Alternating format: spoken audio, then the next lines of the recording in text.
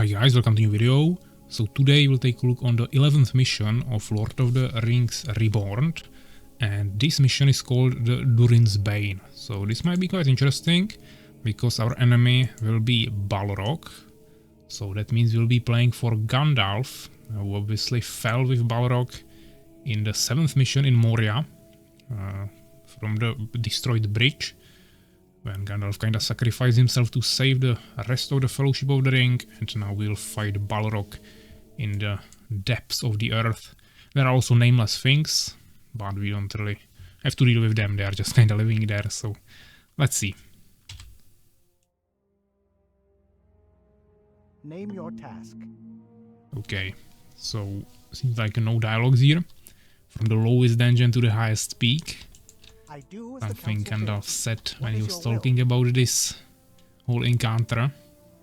And we have to defeat Balrog of Morgoth. And also Gandalf must survive. So here we have him, 10,000 HP. Not the biggest damage, but as you can see there is some fire around here. Potentially some more mechanics obviously we will be encountering later. And we have multiple abilities. As you can see, 4 abilities. We have Fury of Valinor. Gandalf strikes the enemy with the power of Valinor. So that we can't test yet, but it seems like a powerful shot. Then we have Light of Mithrandir. Gandalf creates a temporary light protection for a period of time. So be it. So that seems like a ton of buffs that are increasing our survivability and durability by a lot. Then we have Blessing of Eru Ilúvatar, who is the creator of the whole universe.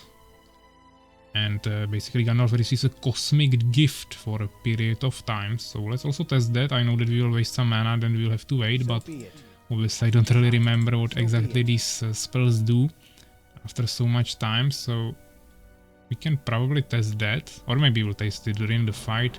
Then we also have Wrath of Olorin. Gandalf unleashes his ultimate wrath. Not too sure if that's also target ability or how this works. Let's test it. Okay, it gives us like 50 buffs. We even get 30 damage increase. So I'm not sure how long that lasts, but it's definitely a huge buff. The mana regeneration is quite quick, so I think we can even try the Blessing of Eru Ilúvatar once all of these buffs fall off. But as you can see, they last for quite some time. Few of them were removed now, but still huge damage increase. And we actually kept this. Okay, seems like it's just one-time use. So be it. You get a damage buff, but now I don't have the other buffs. So maybe we'll have to actually restart to use this during the fight. Let's also use the Blessing of Eru Ilúvatar. And it seems like it gives us like all the auras in the game, which is also quite nice. It also increases our movement speed thanks to movement speed aura. So that seems quite good. But I think both of these were one-time use, so we will restart this mission. There was no introduction anyways. Just so we restart the cooldowns.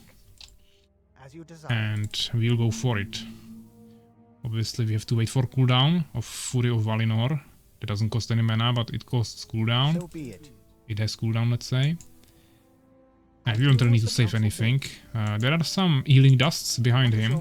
As I said, there are also nameless things that live here.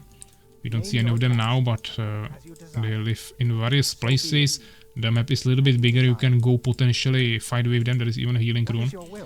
And you can get some treasures there that can potentially help you in the fight. But as you can see, there is one nameless thing down there. 17,000 HP, he will one-shot us, yeah. Obviously you can't get down there, but similar ones are somewhere around here. And obviously you don't really want to fight something so strong that will just one-shot you. They are really slow, so you can kite around them, outmaneuver them, and steal some treasures from them that you can use against Balrog, but I wouldn't really recommend it. Yeah, overall it's just better to go for the fight straight up. Let's also check this side of the map. Probably not anything interesting here. About few runes, okay, we can utilize it. Actually, there is a healing potion, okay, I didn't know about that. So be it. The whole mission is also kinda zoomed out, so you can better see the whole fight. So be it. Another nameless thing down there. And it also has 2 stages, so definitely not an easy mission. But we'll see what we can do. First, let's see Fury of Valinor, if we can actually cast it here. Okay, this is tough. Let's try to... okay. So this is a little bit problematic, because as you can see, he's casting lots of fire abilities around him. And they are dealing a ton of damage. And you can't really lurk him out, but... as you can see...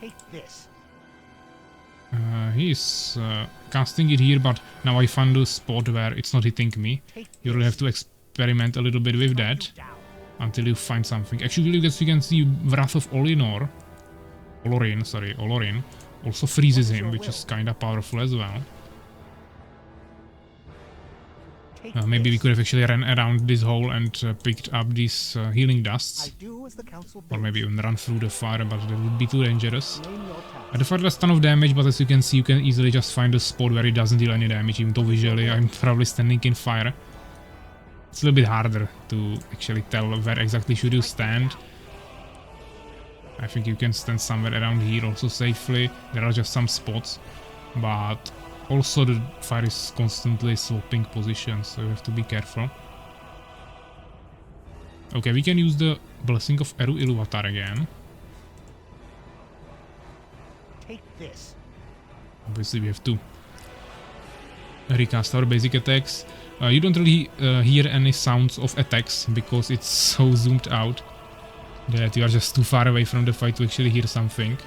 And you can even zoom out even more, so this is the maximum. Default is this. But this is totally enough for this mission, so let's go like this. Yeah, I think Wrath of Olorin is probably one-time use, but Blessing of Eru Iluvatar will become usable again after a certain period of time. And as you can see, once you find the spot, this is pretty simple. He has ton of HP, so it's gonna take some time to take him down, but if you just use their abilities, ideally with Fury of Valinor on cooldown, you should be able to take him down. And we probably don't need to kill him, just bring to certain HP. I'm not sure if you preserve your HP and mana for the second stage, but I believe that the second stage will be much harder, so let's maybe make a save. Fortunately, we still have that potion, even though it's only 100 HP, but at least something. I mean, let's use some buffs. If we save mana for the second round, second stage, then we should not waste it like this, but I also don't want to lose my HP. Also, there is slight healing, I think. I don't know if it's passive or if it's caused by Light of Mithrandir. Okay, this is the second stage. Now we have to zoom out a little bit. And seems like we are, say, preserving maybe our HP and mana. Or do we just have 500 in default here? Okay, and this is hard because he's spawning imps here. Yeah, this is definitely difficult. He is spawning imps. We obviously have to pick this up to get more damage. I was too slow, I think we'll have to go again. But this is nice, Wrath of Olorin. You can freeze all the imps and then you don't have to worry about them. Let's use the healing potion. Yeah, I don't think I will be able to kill him here in time, but we just have to be a little bit more quick. Yeah, maybe I could have one-shotted him with the ability. Let's just load the save we just did. I think it was just a second before we teleported there. I do as the council bids. Yeah, I don't think I was at 500 HP yet, but you probably keep your mana. I strike you down. So maybe let's not waste that too much. Let's use Blessing of Eru Iluvatar. What is your will? I think you maybe have to bring him to 3000. Yeah, 3000 HP, and let's immediately go here. I'm not even gonna use the Light of Mithrandir. Let's use this. Let's walk away from the imps so they are not attacking us. And this should be quite easy. We can also use the potion. Now I cannot use the Wrath of Olorin, okay. I do Maybe as this the is because council of the bids. load of the save, but you don't really need it is when you your play it will? like this. As you can see, summoning more and more aims, but you can easily... Okay, he's actually summoning them on different places, so it's harder than I thought. Now I can cast the Wrath, nice. But you can also use Blessing of Eru Iluvatar, and now we have lots of buffs, so we should be able to take him down in time. We can also use this, yeah. And we killed him. Name your And this is everything. So no dialogues in this mission. Pretty simple. You just have to find the place between the fire and you don't take any damage, and here you just immediately have to go for the orb and then run to the south part of this top of the mountain. So you avoid the first pack of the imps. task. So pretty straightforward. 6 minutes, 30 seconds. 1 kill obviously. 700 experience. But yeah, nice mission I think. So yeah, I hope you enjoyed it, and we'll see what awaits us next time in the next video. So take care guys.